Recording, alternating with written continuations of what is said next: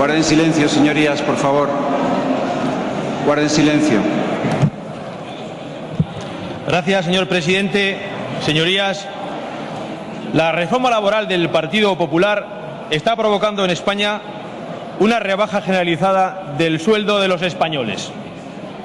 El diario The Economist, un diario liberal conservador, ya titulaba que la reforma laboral del Partido Popular suponía en el fondo una devaluación interna del país, basada en una rebaja del sueldo de los españoles, con la creencia de que menos sueldos son productos más baratos.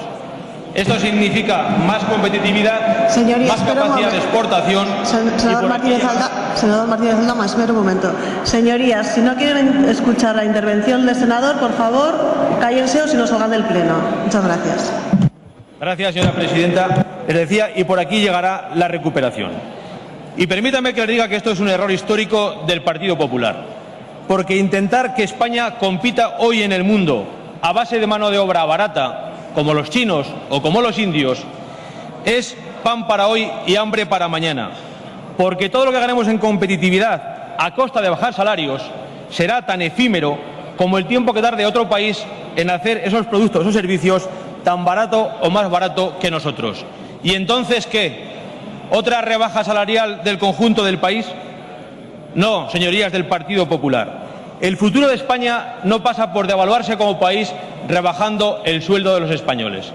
El futuro de España pasa por revalorizarse con más investigación, con más información, con más formación, con más investigación, más desarrollo, más innovación, que es justamente lo que ustedes, el Partido Popular, están recortando. Señorías, provocar una rebaja general del sueldo de los españoles es acometer una devaluación del país vía salarios, y eso es un profundo error. Se equivocan de plano si piensan que la rebaja salarial va a ser atractiva para captar inversiones foráneas, que es una moto que nos vende el Gobierno todos los días. Porque una reciente encuesta e investigación sobre casi 1000 inversores internacionales les preguntaban qué factores eran los más importantes que una compañía tiene en cuenta a la hora de invertir en un lugar determinado. Y el resultado era contundente, señorías. El factor del coste laboral era el séptimo, muy por detrás de la educación de sus ciudadanos, que ustedes recortan, de la formación de sus ciudadanos, que ustedes abandonan, o de la paz social, que ustedes han dinamitado, porque les recuerdo que han sufrido ya 2 huelgas generales en tan poco tiempo en el Gobierno. Por tanto, cuando Renault o Nissan se quedan en España o hacen un producto nuevo en España, no es por la rebaja salarial de sus trabajadores fruto de la reforma laboral, es porque el país tiene unas buenas comunicaciones, tiene unos buenos trabajadores o tiene, por ejemplo, un excelente parque de proveedores del sector automovilístico. Por tanto, señorías, no nos engañen más. También se equivocan de plano por tomar esta decisión en este momento. ¿Por qué? Porque si la economía no crece, decreció el año pasado y decrecerá 1,5 puntos este año, si en los presupuestos del Estado no hay ninguna política de estímulo al crecimiento, si la subida de impuestos de IRPF y de IVA supone menos capacidad de gasto de los ciudadanos españoles, provocar ahora una rebaja general de su salario significa deprimir más la economía, significa deprimir más la demanda interna y, por tanto, que la recesión se acentúe, que es justamente lo que está ocurriendo, que este año decreceremos 1,5 puntos del PIB. Señorías del Partido Popular, nuestras exportaciones, que es el único motor posible de crecimiento, si no hay demanda interna, quiero que sepan que llevan ya 2 trimestres en negativo. En Italia y en Irlanda está pasando algo parecido. Y si los países que requieren sector exterior para crecer se ven con problemas de exportaciones, es evidente que la única forma que tienen para mejorar la balanza comercial es el recorte de las importaciones, que es lo que está ocurriendo.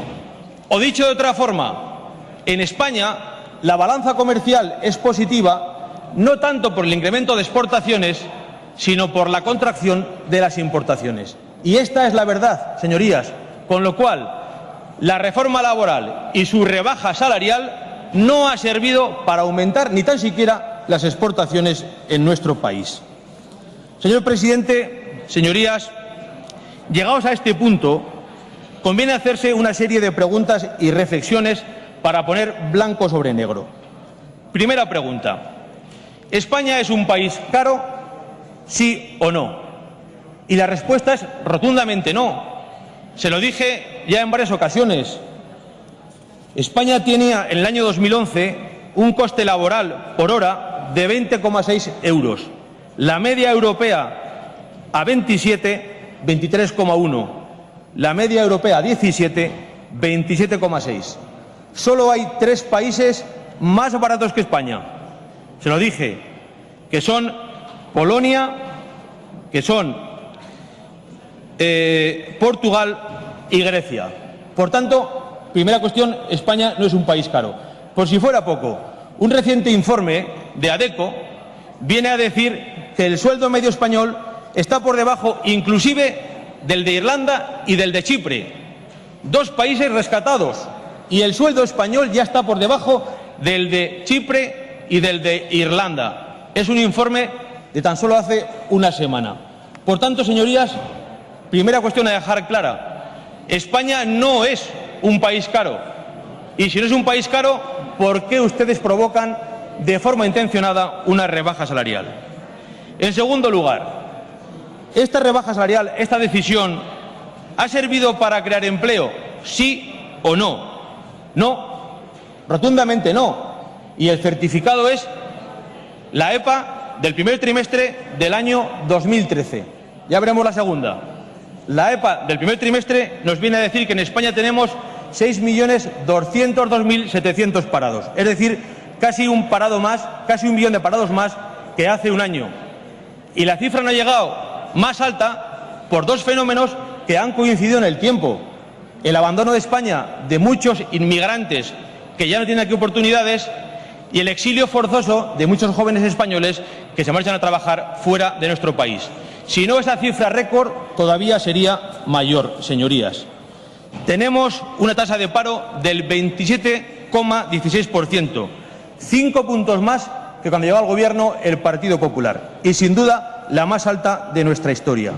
Un paro juvenil del 57% y cerca de 300.000 empleados públicos despedidos también usando la reforma laboral. Por tanto, segunda pregunta contestada. Su reforma laboral no ha creado empleo. Tercera pregunta. ¿Esta reforma laboral, esta rebaja de salarios, va a servir para crear empleo? Tampoco. Y no lo digo yo. Siempre lo enseñaré. Es que ustedes han reconocido ante Bruselas que no van a crear empleo. Han reconocido que en el año 2015 estaremos en el 25,8% de paro. 4 años de reforma laboral, 3 puntos más de paro. Luego, tercera pregunta contestada. La reforma laboral ni ha creado, ni según ustedes, no nosotros, ustedes, tampoco va a crear empleo. Cuarta pregunta. ¿Hay alguna experiencia empírica en Europa que demuestre que rebajar salarios no es la salida a la crisis? La hay. Grecia. En Grecia, con políticas similares a las españolas, con una rebaja salarial del 20% de media en el salario de los griegos, el país hoy está peor que nunca. Luego ya hay una experiencia de que ahondar vía rebaja salarial no ayuda a recuperar a los países en crisis, a los países en dificultades. Y la experiencia es Grecia. Señorías, si no se crea empleo, si tampoco lo va a crear, si hay experiencias negativas, la pregunta es muy sencilla. ¿Por qué aplican ustedes esta reforma laboral? ¿Por qué el Partido Popular provoca una rebaja intencionada del sueldo de los españoles? Pues muy sencillo de explicar. Porque ustedes han visto en la crisis una coartada perfecta para aplicar su programa máximo, que es engordar las rentas empresariales a costa de las rentas de los trabajadores. En el año 2012, el sueldo medio de los españoles bajó el 8,5%, la mayor caída de la historia. Y lo que ha pasado es lo que pretendía y quería el Partido Popular. Y es que por primera vez en España, en España por primera vez el conjunto de las rentas salariales es inferior al conjunto de las rentas empresariales. Jamás en la democracia española había ocurrido este fenómeno. Por primera vez, con el PP en el Gobierno, con su reforma laboral, el sueldo de los españoles está provocando la transferencia de rentas al bolsillo de los empresarios. Y se pueden poner cifras oficiales, señoría. En el año 2012, los trabajadores españoles en su conjunto cobraron 27.582 millones de euros menos que en 2011, fruto de la reforma laboral. Pero los empresarios obtuvieron 10.406 millones de euros más que el año anterior. Y obviamente, si hay muchos menos empresarios que trabajadores, este reparto no hace otra cosa que agrandar la brecha de desigualdad entre unos y otros, que es lo que está pasando en España. A más crisis, más desigualdad. Miren qué dato conocíamos hoy mismo que ilustra esta afirmación.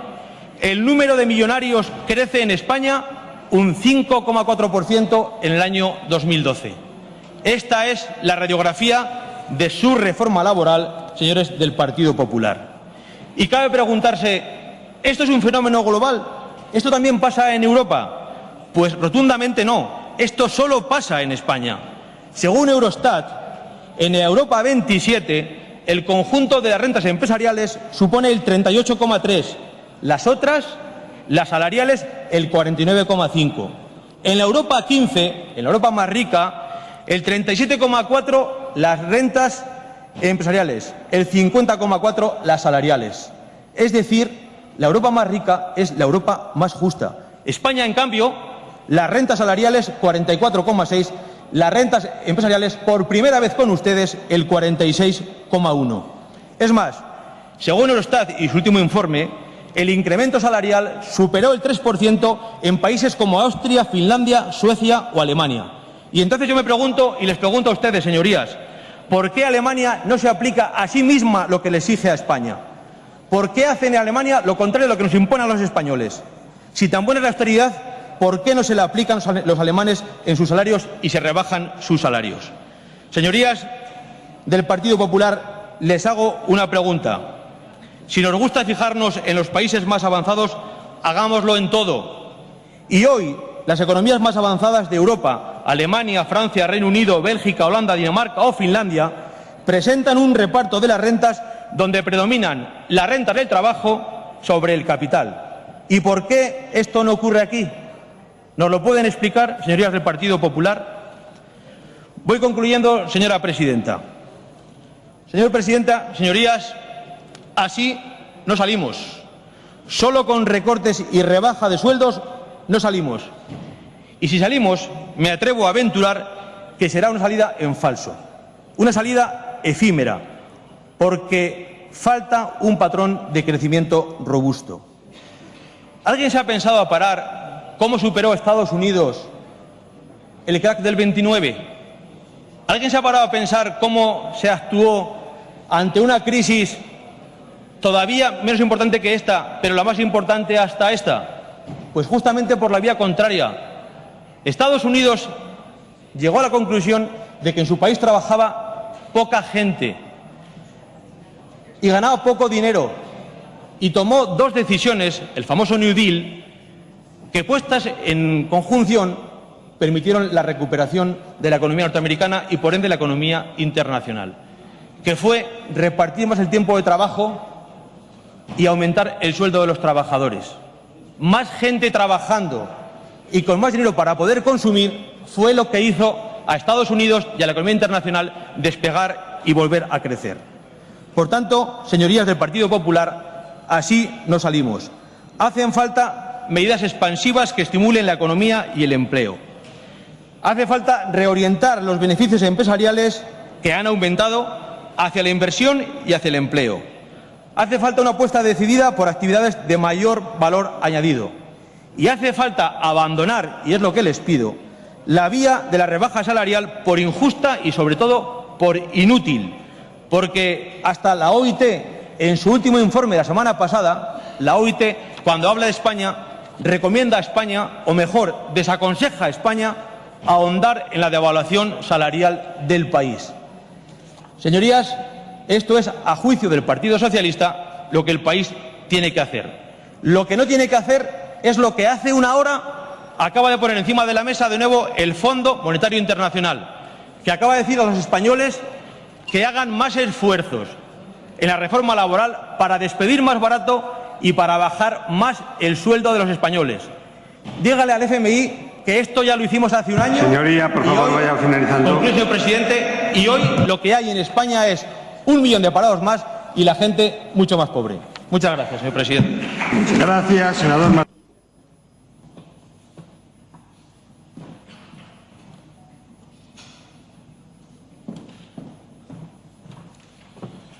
Gracias, señor presidente. Por supuesto que sí la vamos a aceptar, porque en el fondo esta enmienda viene a recalcar y a dar más fuerza a algo que subyace en la propuesta del Partido Socialista, que es recuperar la negociación colectiva como elemento de pacto de rentas, como siempre ha sido entre trabajadores y empresarios.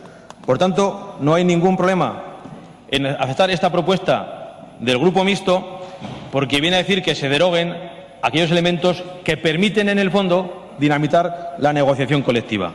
Por tanto, como estamos de acuerdo en el fondo, no hay ningún problema en aceptar la forma, que es la que propone el Grupo Mixto. Porque, efectivamente, si algo va a ocurrir en los próximos meses y años, si se mantiene como está la reforma laboral, es que, vía negociación colectiva, todavía se va a andar más en este camino erróneo. Y como no queremos que ocurra, evidentemente aceptamos esta propuesta que exige la derogación de aquellos apartados que permiten hacer semejante barbaridad. Muchas gracias. Gracias, senador. La palabra el senador Martínez Aldana.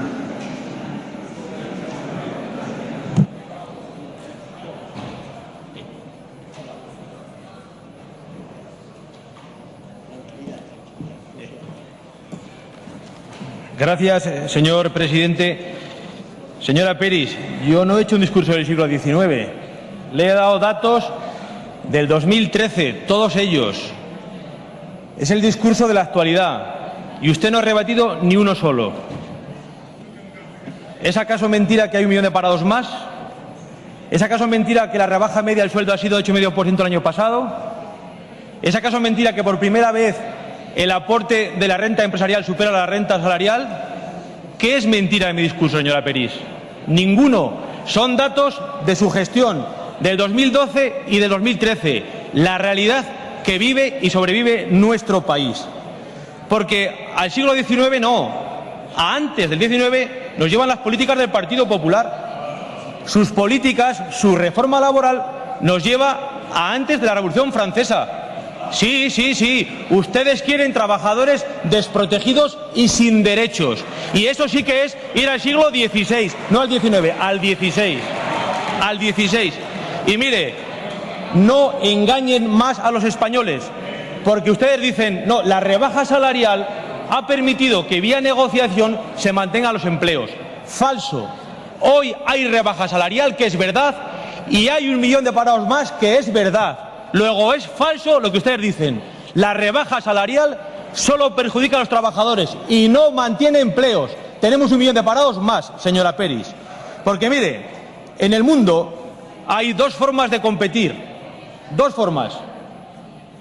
Hay una forma mala de competitividad, que es única y exclusivamente bajar los salarios, y hay una forma buena de competitividad, que es la investigación, el desarrollo, la innovación, todo vinculado a exportar más, a internacionalizar la economía de un país.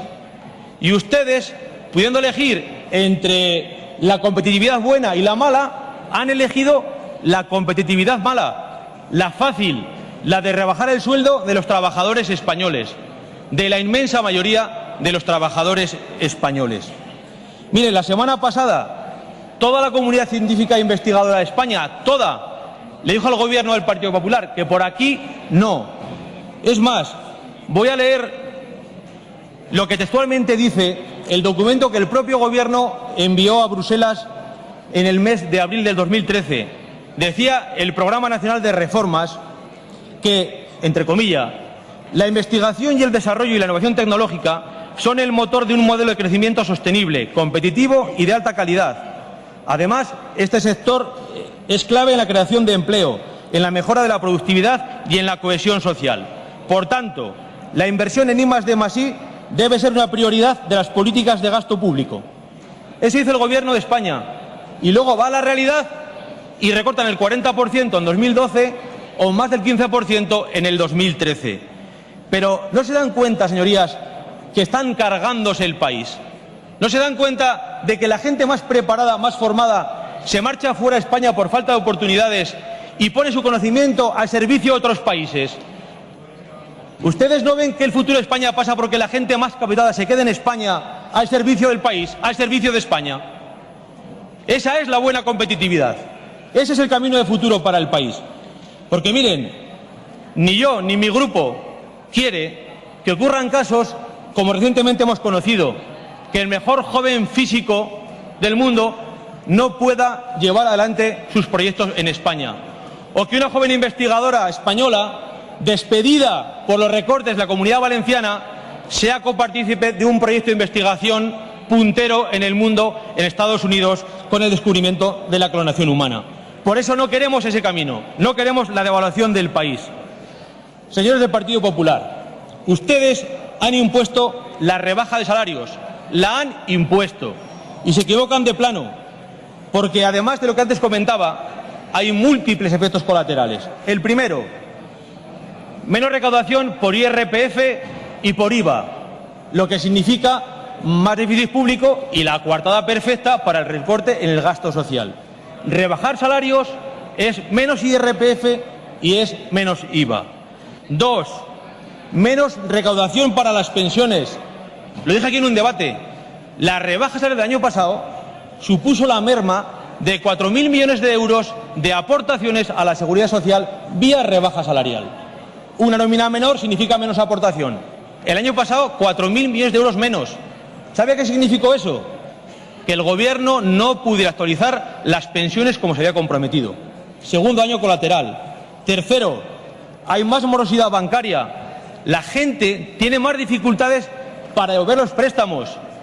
Y aquí hay una derivada. Como la gente no devuelve el préstamo, los bancos tienen que dotar. Y todo lo que dotan se sustrae de lo que debiera de ir vía préstamo al circuito económico. Y cuarta, y para mí la más sangrante, sobre todo en España, empieza a aparecer algo que estaba desterrado de la faz de la tierra. Empieza a aparecer la pobreza. En España, señorías, hay pobreza. Porque si la rebaja salarial no va acompañada de una rocosa política social, pronto llega la pobreza, la miseria y la exclusión. Y es lo que está pasando. Hoy en España hay niños que están pasando hambre, niños que están pasando hambre. Daba mucha pena el otro día leer un artículo de ese niño que describía su bocadillo imaginario, un bocadillo de pan y entre medio imaginaba lo que había, porque no había nada. Hoy en España hay gente que pierde su casa, que es desahuciada, que no tiene un techo digno, y ustedes no siguen lo que Europa dice de la dación en pago. Hoy en España hay miles de jóvenes que no pueden estudiar, que tienen que dejar la carrera a medias por falta de recursos, por el recorte en las becas y el incremento de las tasas. Y cuando eso le pasa nada más que a un joven, pierde ese joven su familia.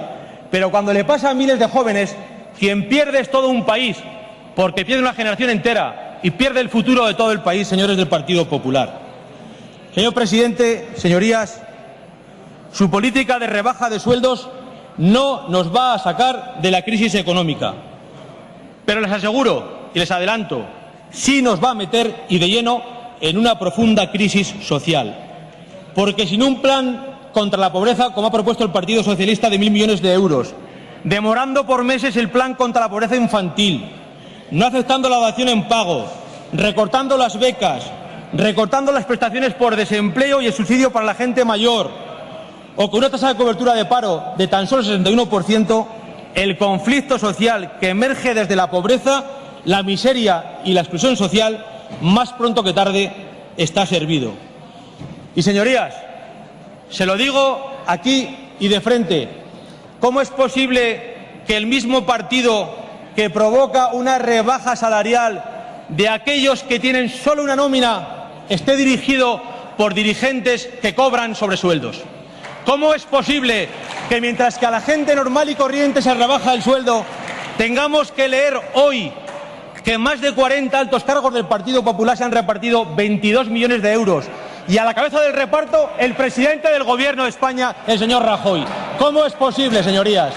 ¿Cómo es posible? ¿Cómo explica esto a los españoles? ¿Cómo explica esto a una familia que pasa hambre o a alguien que pierde el techo o a alguien que no puede estudiar? Explíquenlo ustedes, señores del Partido Popular. Y por último, comentaba la señora Peris que estén tranquilos los empleados públicos. Pero si ya sabemos lo que va a pasar. Fíjense que Rajoy acaba de decir públicamente, y cito, el ajuste de la reforma de administración pública va a ser duro y doloroso. Es un aviso a los empleados públicos. Y como usted me dirá, como siempre decían, es que el PSOE bajó el 5% de los empleados. Sí, es verdad, pero ustedes, el 5% no. Fuera la paga de Navidad, ampliada la jornada laboral, fuera los moscosos y, sobre todo, una reforma laboral que ha permitido despedir a 300.000 empleados públicos, básicamente maestros y médicos. Por tanto, señores del Partido Popular, Rajoy no hace más que lo que siempre ha hecho. Cuando estuvo en el Gobierno con Aznar, su primera medida fue congelar el sueldo de los empleados públicos, 19 de septiembre del año 96. Ha seguido retirando la paga de Navidad y ampliando el horario de trabajo. Y va a seguir, no tengan ninguna duda, reformando la Administración y dando un nuevo garrotazo a los empleados públicos. Y este, señorías, no es el camino. Muchas gracias.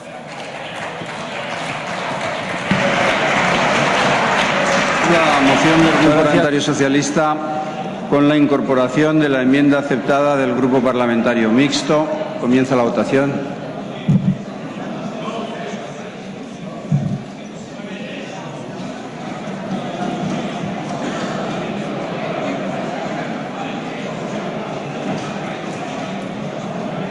El resultado de la votación es presentes 232, votos emitidos 232, sí 70, no 150, abstenciones 12, queda por tanto rechazada. Señorías, vamos a entrar ahora en el punto sexto del orden del día, tratados y convenios internacionales, y a continuación se entrará en el debate de los vetos del primer proyecto de ley de rehabilitación, regeneración y renovaciones urbanas. No se votarán estos vetos antes de las 4 de la tarde.